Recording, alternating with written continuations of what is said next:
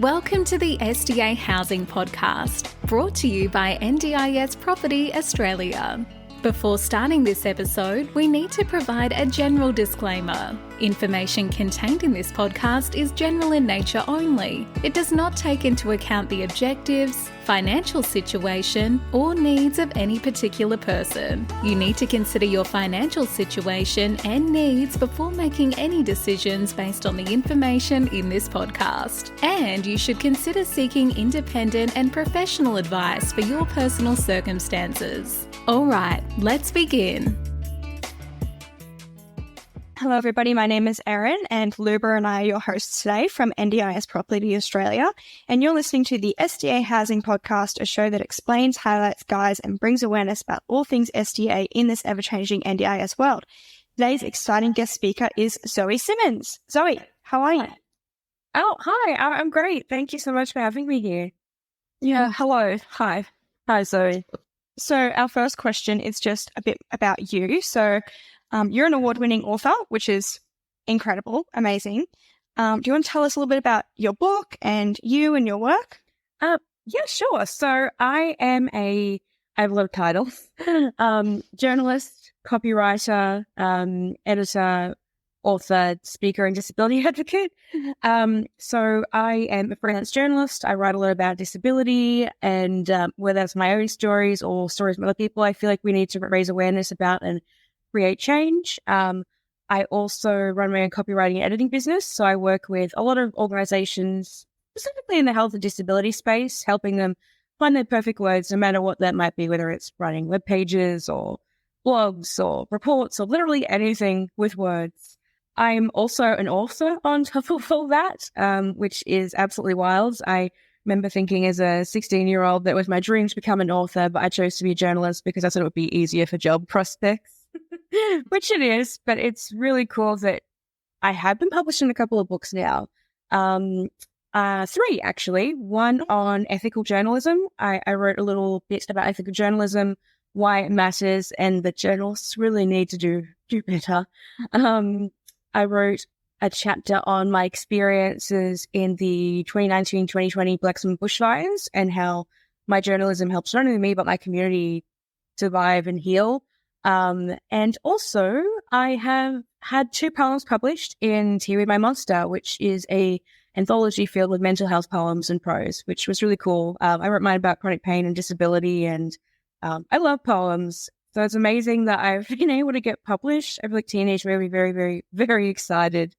And I'm currently writing my first book, which I'm pitching to publishers and literary agents, hoping I can get someone to help me, please. But it is about my experiences as a disabled journalist in the Black Summer bushfires, as well as the stories of survival from people in my town. Because unfortunately, I went back home to my hometown of Bateman's Bay on the New South Wales South Coast, 2019, right to be hit by a bushfire on New Year's Eve, which was the most terrifying experience of my life. And, you know, all these stories came out. I tried to do my best to capture the stories of my community, but it just wasn't enough in a 1,000-word article. So I decided to start writing a book and just sharing our traumas and our lessons and our stories and the unique perspectives you don't really see shown. Like disability in a natural disaster, for example, isn't something people tend to think of. So I've got my experiences as well as another wheelchair user. Which is pretty interesting to see how people navigated during that time. But yeah, I'm really hoping I can get it out into the world. As a speaker, I also try and raise awareness about disability, how it impacts us all, things like ableism and stigma and accessibility. And these are things that we don't really hear in traditional mainstream media, which is why I'm so passionate about talking about them so much and just really showing what it's like and that we really, really, really need to change. Luba and I were actually having a conversation about ableism yesterday and just what it is and how it's really a big issue that people don't so much talk about. No, like I think it's sort of swept under the rug, really.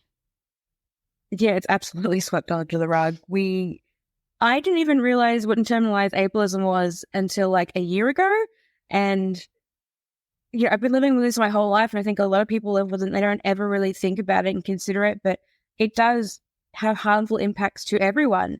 specifically the disability community, but also non-disabled people too. That idea that we should push through when we're not well, or, that we should be doing things. And it's exhausting and it's not accessible, and it really forces people to work beyond their means, especially when you're disabled or chronically ill. And it just really needs to change. We need to talk about it, and we need to understand that this does impact everyone, but we also need to understand from a disabled perspective that it's particularly important to unlearn those things and to accept that people will do what they need to look after themselves, or what they need to avoid to look after themselves. It's a really complicated thing, and you feel a lot of guilt and you feel a lot of ick for it, but that guilt is caused by ableism, because you're expected to be and act and behave and think a certain way when that doesn't work for everybody.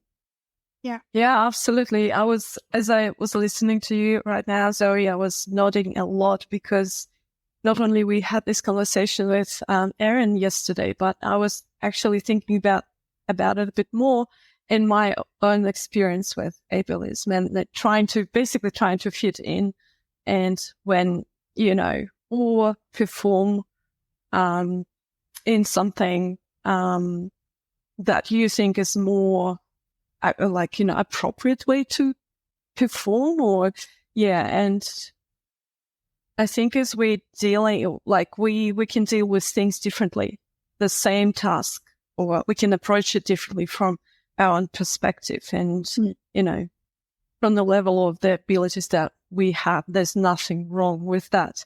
So yeah, you're right. This issue just not only an issue for the community of people with disability, but it touches pretty much every single life. Yeah.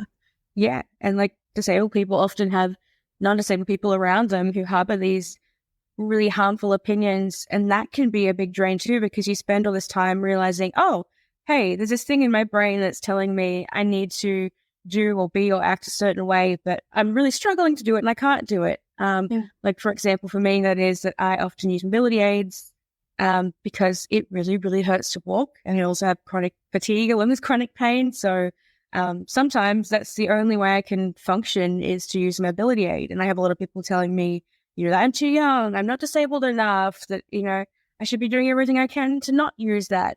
But that causes a lot of harm.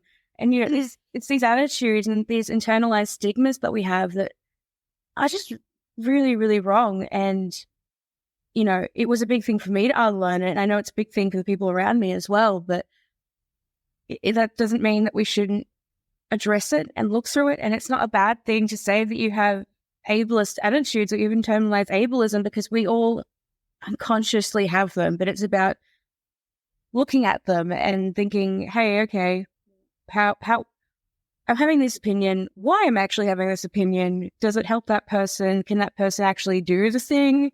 And why am I reacting so strongly to this? Because I think a lot of people, not disabled people specifically, get a bit angry when disabled people set their boundaries and admit their limitations, which is not a bad thing. I can't do a cartwheel. That's not something that I'm ashamed about. I also can't walk very well, and sometimes, and there's some bad things. Everyone has different things that impacts them, and it shouldn't be seen with this negative light. People don't realize what they're saying until they experience it, is one thing that I think is really hard for people to grasp.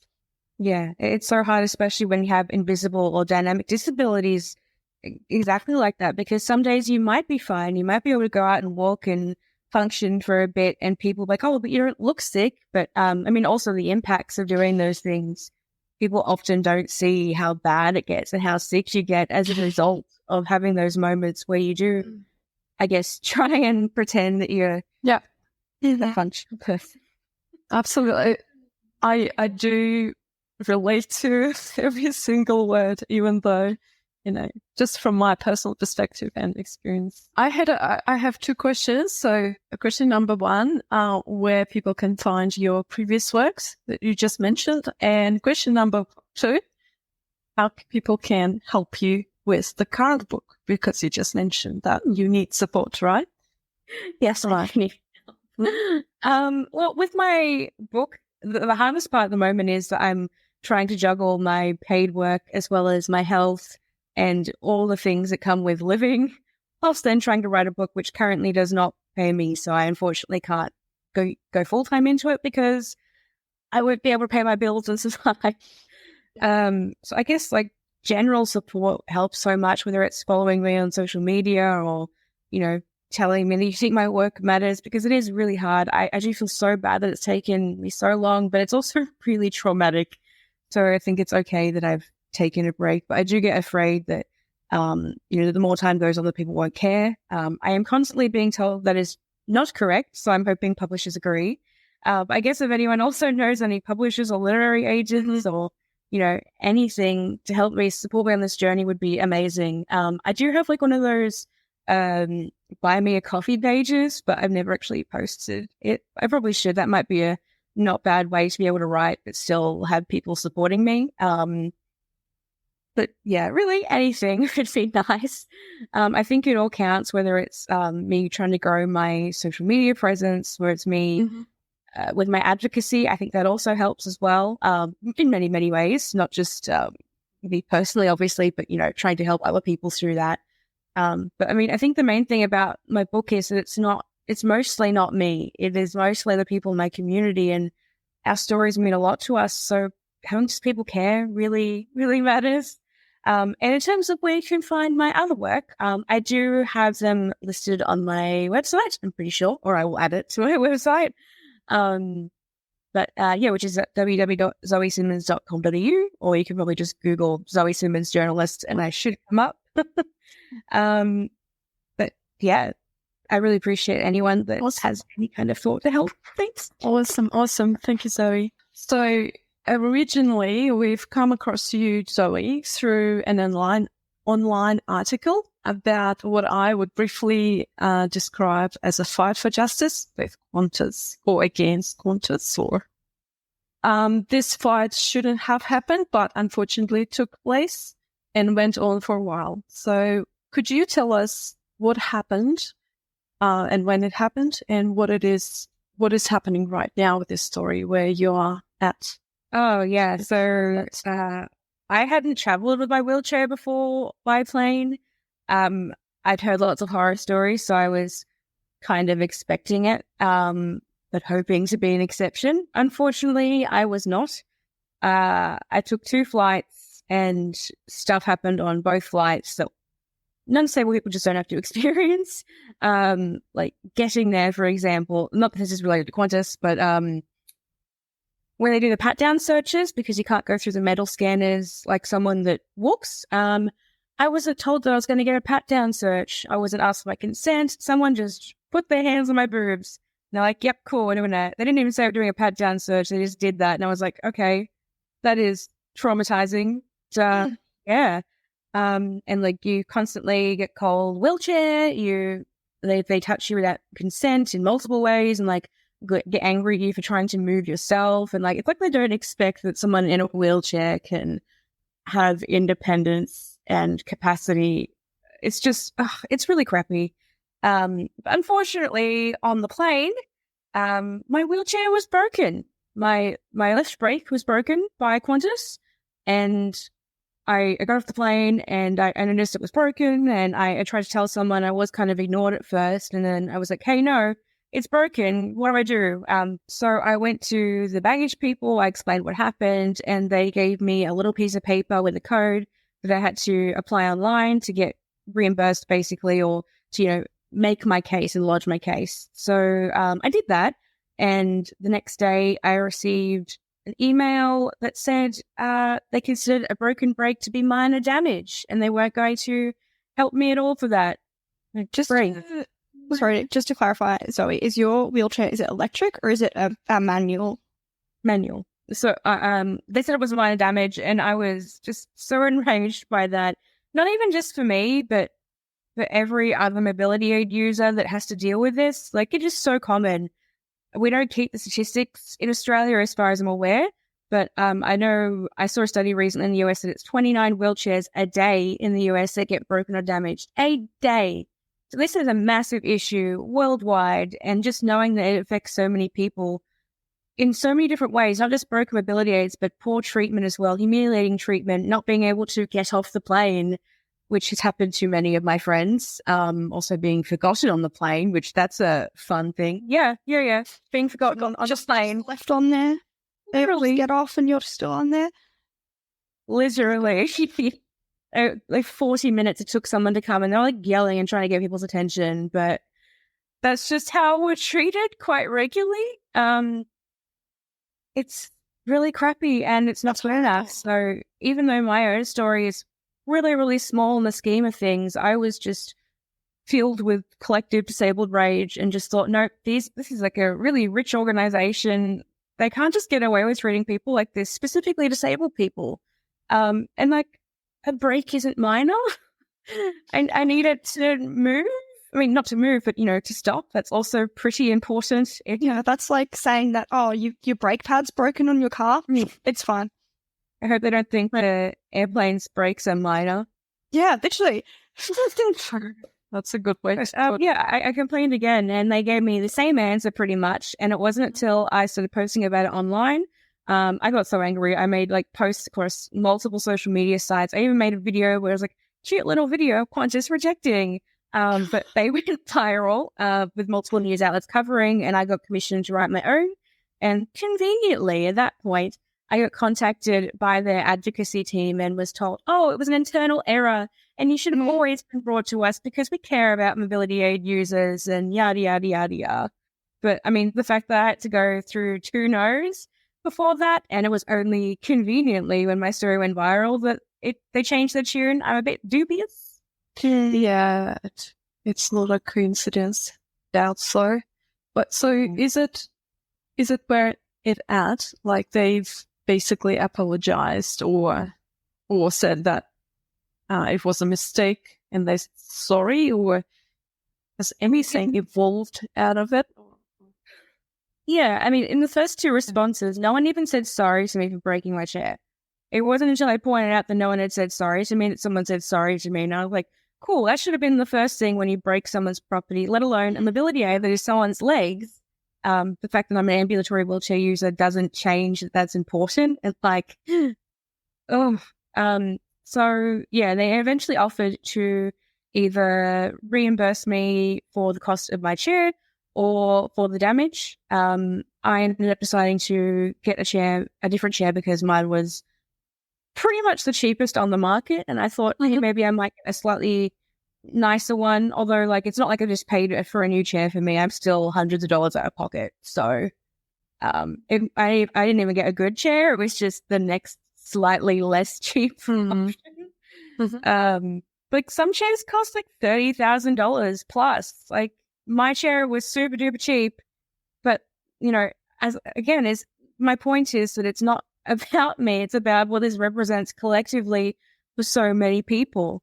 And I'm pretty sure I've heard stories of people in the US dying because their mobility aids have been broken because they need those custom things for their body, and without them, they literally can't do anything.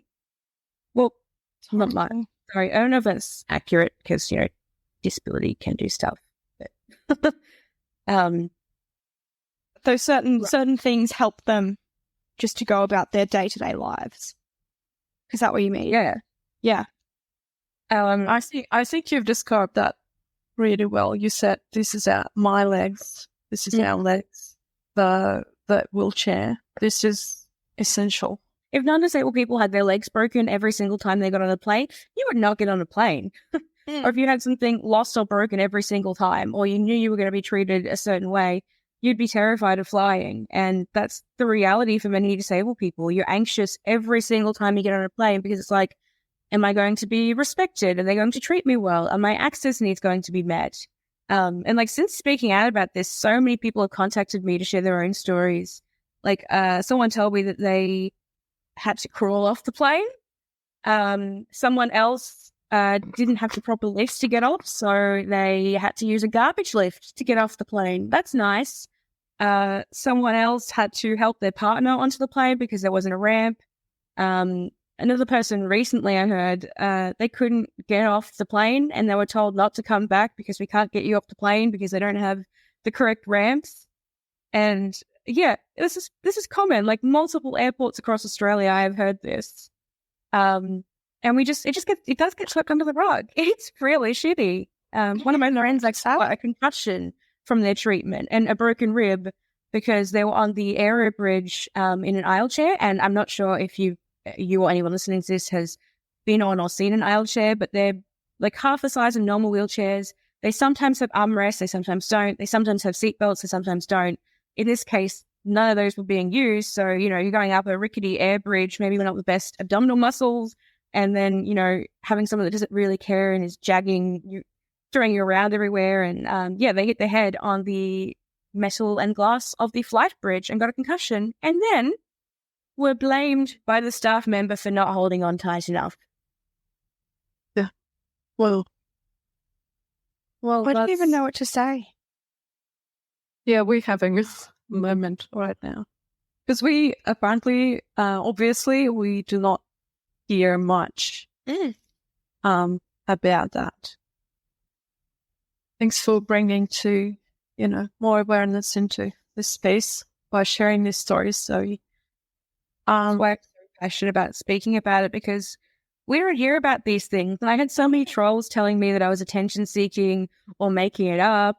And I'm like, do you not realize how big these issues are for so many people around the world? And like, I was in even the Disability Royal Commission recently about it, and being in that room and hearing the people talking there, it is really bad. And it's not just one airline, it's not just one airport, it is everything. And it needs an overhaul. It's not good enough. And even like the complaints process is really inaccessible. It took me days and days and days of fighting and arguing to actually get a response. And I kept being told, like, oh, fill in this form. No, do this form. Supply this stuff you've already supplied. Oh, well, actually, we can't do that. We'll have to do this. So it took literally a month for the resolution to occur. And I had chronic fatigue. That meant I had to give up work. The stress of that impacted me a lot. And, if that's happening to me, it's absolutely happening to other people. And I think a lot of people are just too tired to fight. And it's really not good enough. We shouldn't have to fight. We shouldn't have to hope to be an exception to the norm. The norm should be that disabled people are treated well and respected and not having a mobility aids broken every time we go to an airline. 100%. So your wheelchair then, were you without it for however long it took, would you say a month to get a resolution? Yeah, so I ended up ordering myself a chair just because I didn't really want to deal with Qantas, and I was like, even if they don't reimburse me, I still need one. Yeah, because I had to go to some events the weekend. It broke, unfortunately, and I couldn't use my wheelchair because it wasn't working. So I think it was like a week or two, but yeah, that still did suck. I mean, I am mostly inside the house.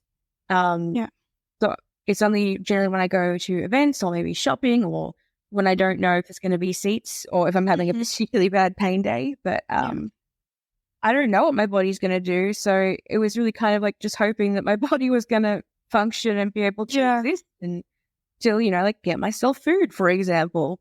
So it was really nerve-wracking not knowing if I was going to have that support and just hoping that my body would be good. That's not okay. It just... And I would like to recognize that I have a lot of privilege in being an ambulatory wheelchair user because I don't have to experience a lot of things that you don't get. Like, for example, I don't have to necessarily worry about a ramp at an airline because worst comes to worst, I can use my walking stick and like manage all right most of the time, unless I'm in a really bad flare, in which case I can't move at all. But most people don't, sorry, not most people, a lot of people don't have that option. And like I keep saying, it doesn't matter in my specific circumstances. It matters that this affects a lot of people. Definitely. Well, I guess that sort of leads into another question. We briefly saw you in Hobart last week when we were down there for the SDA conference, and we just wanted to ask you, how was Hobart in terms of accessibility? What were your thoughts? Obviously, I assume you flew down. How was that in comparison? Thankfully, my experience flying to Hobart was a lot better. There were still some things, like, for example, they left my wheelchair and one of my friends' wheelchairs, who has an electric chair, by the way, in the rain. So even damage? mental, and it thankfully wasn't damaged, but like it could have been. It was, Yeah. 100% brain. And it wasn't just like light rain either. Like it was raining. Yeah. And like I had to self-transfer in that. And like then my wheelchair was super wet, which wasn't a pleasant feeling. It's just like, you don't even think. But aside from that, it was mostly pretty good. Hobart's accessibility, I mean, I found it particularly hard in a manual wheelchair with all the slopes. So I ended up having to be walking with my walking stick, and I got like 2 days in, and I was in so much pain that I was just like dying. And it wasn't even that far. It was maybe like a kilometer at most. But yeah, I had to take painkillers to do that. I had to stretch to do that. And like at the end of the day, I wouldn't be able to function. So I eventually hired an electric wheelchair, which had a lot of ableism and stigma to work through in that. Even though I'd done a lot of work using mobility aids in the first place, my brain was like, oh no, an electric chair, you don't need that. And all those things your brain tells you, and like non-disabled people tell you. But it made a huge difference. It meant I was able to like zoom around town and hang out with people. And, I can come to that restaurant. Let me just roll up. Well, we're like a whole bunch of wheelchair users, which was awesome. Like it has been so long since I've been able to spend a day out and just be like, I haven't had that in many, many, many, many, many years. It's usually there's someone else pushing me or me doing a little bit and struggling to exist with that little bit, and always dealing with the consequences. So to have something that really helped, well, it really helped. I did see some ridiculous things. Like, for example, how wheelchair users need lifts to like navigate into different levels. There's like no other way you can get to another level without an elevator. This one was down the stairs. Okay. To catch the elevator. It's like, wait, for what? Defeats the purpose of an elevator. So you had to get into the elevator to go wherever you needed to go, you had to walk downstairs. Yep. It was like me and a wheelchair using friend just being like, are you serious? That doesn't even make sense. Long. Oh, stuff like that happens a lot though. It's really have to laugh. You don't like when I was in Hobart, obviously, last week. Yeah, I'm just not aware of all those details, It's just... So I listened to a podcast episode with you, and I learned that it is only recently that you started thinking about yourself as someone with a disability. Obviously, you've had a journey, and I took you some time to arrive to this point. At this point, can you tell us a bit more about your personal experience with your disability and how it affects? Obviously, you already told us that you experience a lot of pain, but whatever other things that you would like to share. So technically, I've been disabled my whole life, but I did not know that in multiple ways with multiple disabilities. But it wasn't until I think around May last year that I actually started feeling I wasn't really comfortable, but I just started identifying as disabled because I saw that it really resonated with me. And, we think of disability in a really narrow lens in traditional media, and invisible and dynamic disabilities are not represented basically at all. So it took me a long time to recognize that what I was experiencing were barriers, and, my conditions do impact my ability to exist and to function. And that's not a bad thing. We see disability a lot as this stigmatized, shameful thing. And like, when I started identifying as disabled, someone was like, oh, it's so sad. I'm like, don't call yourself that. And just really infantilizing stuff. Like, well, it is, and that's not a bad thing. So I have been living with mental illness for my whole life. Well, at least as long as I can remember, through bipolar and anxiety. I've also been autistic my whole life, and didn't actually realize that until a month or two ago. So those multiple disabilities, but I also experience chronic pain and chronic fatigue through fibromyalgia and adenomyosis. But all of these things, I never realized they were disabilities And I remember work with adenomyosis. Well, I don't have a diagnosis for that. I do have all the symptoms, and my specialist is like, there's no doubt in my mind. So I'm not quite sure that's not a diagnosis, but whatever. But I started noticing, even as early as being 12, that my periods were so painful that I, couldn't run. I couldn't participate in PE. I went to the sick bay. I had days off. People just kept telling me that, it's just in your head, push through. Periods are supposed to be painful. And it's not until I was like 22, maybe 23, around that realm, that I broke my wrist. I realized my abdominal pain actually hurt more than a broken bone. And I was like, okay, that's not normal. I started noticing all these other symptoms that I thought they were normal, but I didn't realize they weren't until I started talking to people about them. I didn't realize that everyone doesn't constantly have pins and needles, and that their hands and legs don't go numb like multiple times a day, whereas mine do. I thought that was just normal. Now I know that's a fibromyalgia thing. But I was experiencing this abdominal pain constantly, and outside of periods, and then fatigue and brain fog and these pins and needles and insomnia. And it just was such an awful feeling, and it is an awful feeling. And like, the fatigue is so much more than just being a little bit tired. It's literally struggling to function, struggling to think, to hear, to move. Like, I remember not too long ago, I was so tired, I could not work out how to charge my phone. I couldn't work out how to plug the plug thing into the wall and then the cordy thing into the phone. It was just too many steps. My brain was just so tired. I was going to let my phone die. But that's how tired it is. Like, it's not being able to function. It's like you're swimming underwater in a sea of hardening concrete and like just screaming internally, but you can't function. And then add pain to that, add fatigue, add insomnia to that, add the pins and needles that make your legs and limbs go numb, and brain fog, and so many other things I'm probably forgetting because I've said brain fog. But like, just so many different kinds of pain, like nerve pain, bone pain, and feeling like you've been beaten and stabbed. And that's pretty much my daily. And I do just diminish myself. I think a lot of people with invisible and dynamic disabilities do diminish yourselves. But I mean, at the end of the day, it's not normal to be in pain. So since you realized that you found the names, the proper words for what's happening with you, were you able to find the right level of support? I mean, I feel like there is a significant lack of support for people who live with conditions like chronic pain and chronic fatigue. So to be honest, no, I didn't really feel supported, especially by the medical industry. I remember about 5 years ago when I started approaching a doctor about this pain, thinking, that's not normal. I spoke to a doctor for maybe like 5 minutes about it, and she was like, oh, it's dairy. And I was like, no, it's not. And she's like, yes, it is.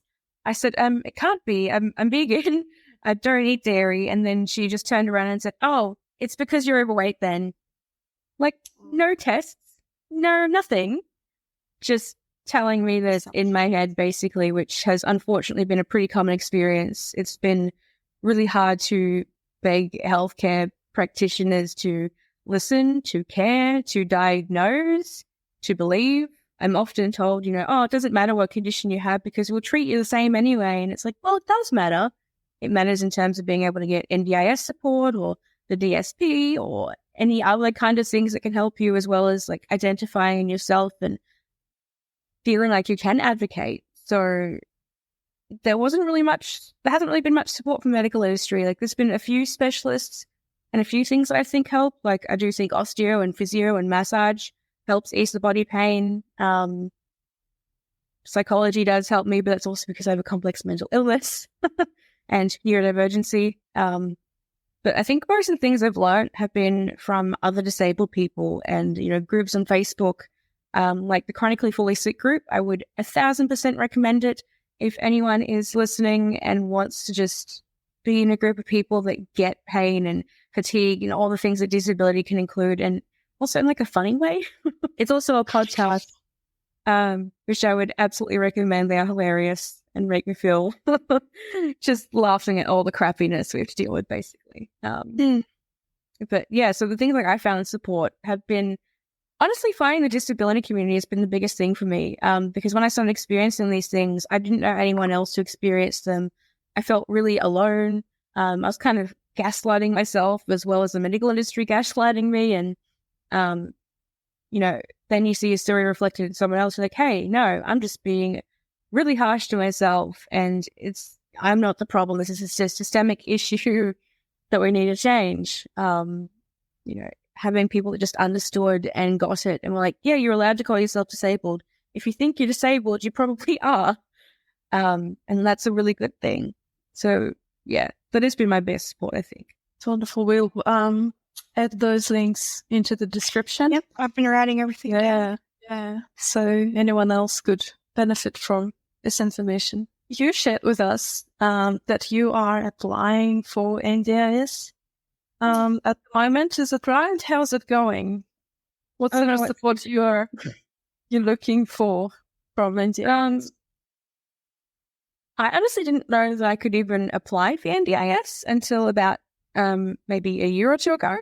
Again, I think a lot of gaslighting myself, and I think it is very hard to get support with invisible disabilities from the NDIS, especially when it comes to things like pain. I've been told that it's quite likely I'm not going to get accepted, which really, really, really sucks. I've been working on my application for about a year now. It's just a really big, really exhausting process, especially trying to get all the letters from people, making sure they have the right wording, like fully treated and permanent or something, and like making sure, that the medical professionals understand that as well, because, well, fibro doesn't have a cure, so it is permanent, it is lifelong. It's been really challenging. I did get help from each to put an application in. I didn't know that you could get NDIS providers to help you apply, which has been really nice because they have to do all the arguing now, not me. But it still does take a long time. And getting my autism diagnosis was part of that as well. And then I also had to go through a process to get my mental illnesses confirmed by a psychiatrist, and then, occupational assessments and so many things. And I'm really hoping I can get it eventually. Hopefully I can apply by the end of the year. But I'm hoping for just anything that could help. Like literally anything would help. But I think when you live with pain and fatigue, basic everyday things are not basic everyday things. Like cooking and cleaning and gardening and going to the shops and admin. They're just these mammoth tasks that if I'm working, I can't do any of those things. I kind of have to choose between the thing. And, if I'm working, I'm probably not going to be able to cook a meal for myself because I don't have the energy for all of it, and, vice versa. So it does really impact on your quality of life. So I'm really hoping I can get help with that, as well as a mobility aid that's actually good. That would be nice. I would love a power assisted chair, so I could manual wheel whenever I could, and also because it's great for your biceps. You get some wheelchair guns there. But something that would help when I'm really tired or when there's slopes, which there are slopes everywhere and you don't notice it until you're in a chair. So a power assisted chair, does that work like you sort of just switch on like a battery and it goes into more of an electric? Both or where? I think there's like a little button where you can get some with different attachments. I'm not super familiar with it because I looked into it the first time and the cheapest chair for that was about $4,000. Can't afford that. I didn't do a thorough Google, so I may be wrong there, but that's just what I saw when I Googled. And I was like, not really an option unless I get NDIS. Right, so the application will be ready by the end of the year. That's your... Yeah. How do you want to see things change? Maybe specifically in Australia, or I know you mentioned earlier a bit about America in terms of flying and things like that. So how do you want to see things change to be more inclusive for people with disabilities? Oh boy, that's a big topic. There's so many things we could say there, but I think one of the basic things is showing accurate disability representation, which is something I'm really big on as a journalist and as a storyteller, trying to make sure we have intersectional voices included and showing people from all different types of disability, not just through the lens of, say, a white, disabled, rich man. Our experiences are not the same. So someone that is LGBT or trans or non-binary or a person of color or low income or any other thing that can affect you, it's really important to show those experiences too, and not just using disability as a trauma narrative, but showing like the joy in it too, and that it's not a bad thing to be disabled. It's not a bad thing to use mobility aids. I think that would go a long way to changing public attitudes, and I would say policy as well, because there are so many things we need, like the support structures that are supposed to help us, like NDIS and the disability support pension. They're not accessible. They are very difficult to get on. They take a lot of energy to do it, and a lot of people simply can't do that and don't have the energy to keep fighting. I just wish things were so much more accessible. I wish that accessibility was actually considered.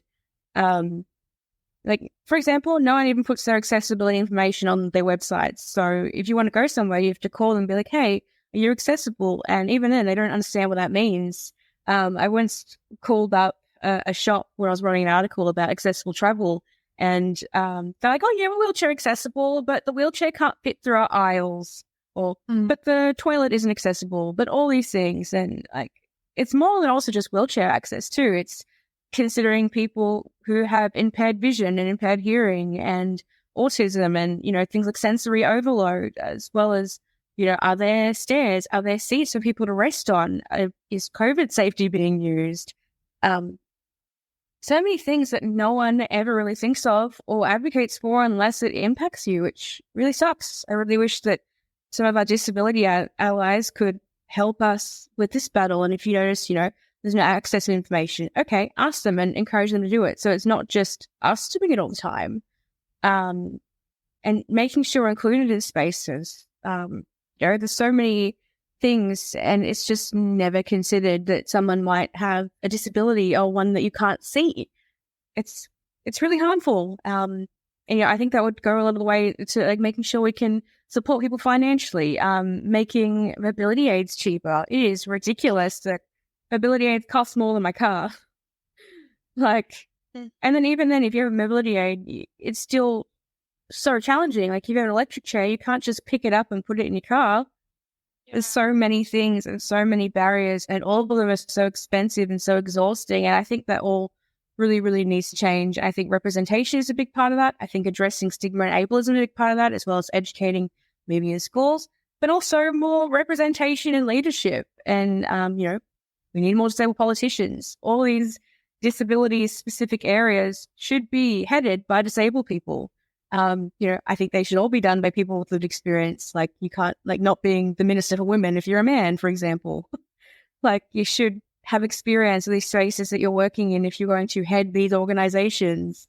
But that doesn't happen, of course, because there can't possibly be qualified disabled people for these positions. NDIA recently, I think there's been 2 people with disability recently on the board. So it's definitely, I can see there's a lot of hope, and for NDIA with, you know, Bill Shorten coming into the scene. So, and with that huge review they're going through right now. But yeah, and hopefully that will bring to broader or better representation, just what you were talking about, Zoe. So yeah, well, let's see. I think they're supposed to present the results September next year. If there is something extra I could say, yeah, of course. Even accessing our healthcare system is so difficult. And that is ridiculous, because disabled people are one of the primary users of the healthcare system. And yet we're being forced to attend appointments in person, which is really not accessible for a lot of people. Telehealth is being taken away. We're not heard. And, you know, even when you get into working for these health organizations as lived experience, the positions aren't accessible, and like they often expect you to do a lot of unpaid work. And it's just ridiculous how much they want to profit off you. but not making it accessible for you to participate. As an example, why telehealth is so important, I went to an appointment not too long ago at a hospital. It was about a 40-minute drive away. So that still in itself, there and back, is still a lot of energy. There are only 2 accessible parks at the whole hospital, which was great. But unfortunately, it meant I had to I had to walk like a kilometer away. And I had my wheelchair, and it was up. I had to go uphill, and obviously I can't push myself uphill. So I had to push my chair uphill and just use the chair on the flats. But by the time I got to the location, to the front door of the hospital, I was in so much pain. I was crying. I was really not well, so much so that the reception people were like, "Do you need medical attention?" I'm like, "No, I'm just here for an appointment." They just don't listen to that. And they're like, "Oh, we need to see you in person because we treat you better." I'm like, well, if you can't treat me good as a person with a line or on the phone, you probably shouldn't be a healthcare practitioner. But it's just ridiculous that they don't consider us, and it's so hard for us to get into these spaces to share this lived experience because it's not accessible, and so much of it is expected to be unpaid. We need to have spaces specifically for disabled people to contribute to service design and service improvement. Forcing appointments, and they're like, I got sicker just from tending my appointment than I would if I had just had a phone call at home. Yeah. And so are they getting rid of telehealth scrapped? I think they're talking about it, yeah. I don't know the specifics about it, honestly, because it makes me angry and anxious, but I'm telling every single medical practitioner I can and speaking about it as much as I can because it's just crap. Like, the healthcare system has to be accessible, and it's not even if you just have problems physically getting to a location, like that is a huge issue, but it's also things like if you have a job, if you have caring responsibilities, if you live remotely, if you can't afford the cost to get to a location. There's so many things and so many marginalized groups that are impacted, and they just don't seem to care. Interesting. All right, Luba, do you have any last questions you want to ask? No, I guess no questions, but I wanted to thank you, Zoe, for joining our podcast episode, our podcast today. We are SDA focused podcast, but obviously we want a very good representation from people with disability, because if we want to design more accessible spaces, in our case it's the housing, we have to hear directly from participants or people with disability, and we want people who are not experiencing that, not in this position, right? Just to be more aware about where you coming from. Thanks so much, Zoe, for coming on and sharing with us all about you and everything that's going on in your life and how you've gotten to where you are. We really, really appreciate you coming on and talking to us and educating our listeners, especially because a lot of our listeners are people who are investing in SEO property and are looking to build houses for people with disabilities. I think it's really important to learn actually from people with disabilities themselves, what's going on in their lives, and really educate themselves on people with disabilities. I think that's really important. So thank you so much. Thank you so much for having me. I know I didn't talk that much about housing, but I think like a lot of the things I have spoken about are transferable and still hesitant to consider, especially if you are working with disabled people. So thank you so much for having me on, and thank you anyone who's listening to me. I hope I helped at all, or at least helped make you feel not alone if you also experience pain. But yeah, thanks. God, thank you. Fantastic. Thank you very much, Zoe. We hope you enjoyed this episode. Please make sure you are subscribed and following us so you can keep in the loop with all of our upcoming episodes. We would really appreciate it if you could leave us a 5-star rating, a written review, and to share this podcast with those that could benefit. Until next time, catch you on the next episode.